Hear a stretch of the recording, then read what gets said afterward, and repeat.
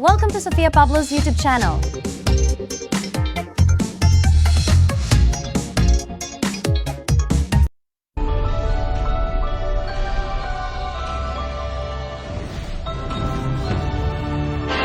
pinakamayrit na balita ngayong araw na linggo. Ilang taga Camarines Sur na sinalanta ng Bagyong Christine nagunahan sa dumating na mga tulong. Sa ilang bahagi ng Batangas, makakapal na putik, pati mga troso, tumambad sa mga kalsada at paaralan. Sa Naga, problema pa rin ang baha, kaya ilang sasakyan, pila-pila. Panibagong bagyong nakapasok na sa Philippine Area of Responsibility. Saan at kailan mararamdaman? Mga taga Mandaluyong, ginising ng sunog.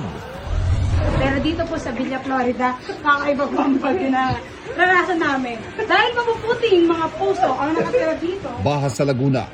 Bakit kulay putik? Hi, I'm Hardy Anlista and welcome to my world. At ang pasilip sa aking mundo sa pilot episode ng bago kong reality series na Heart World.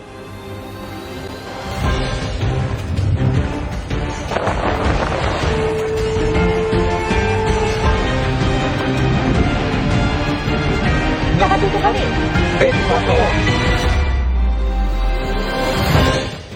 Magandang hapon po.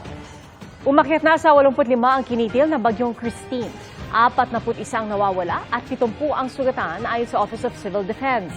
Ang ilang nakaligtas sa Camarines Sur, gutom at uhaw ang inaabot.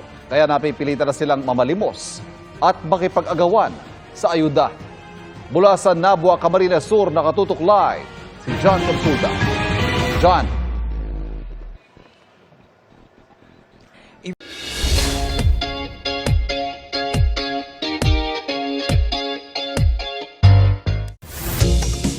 Thank you for watching and listening to Sofia Pablo. Don't forget to subscribe to Sofia Pablo's YouTube channel and follow her on social media platforms.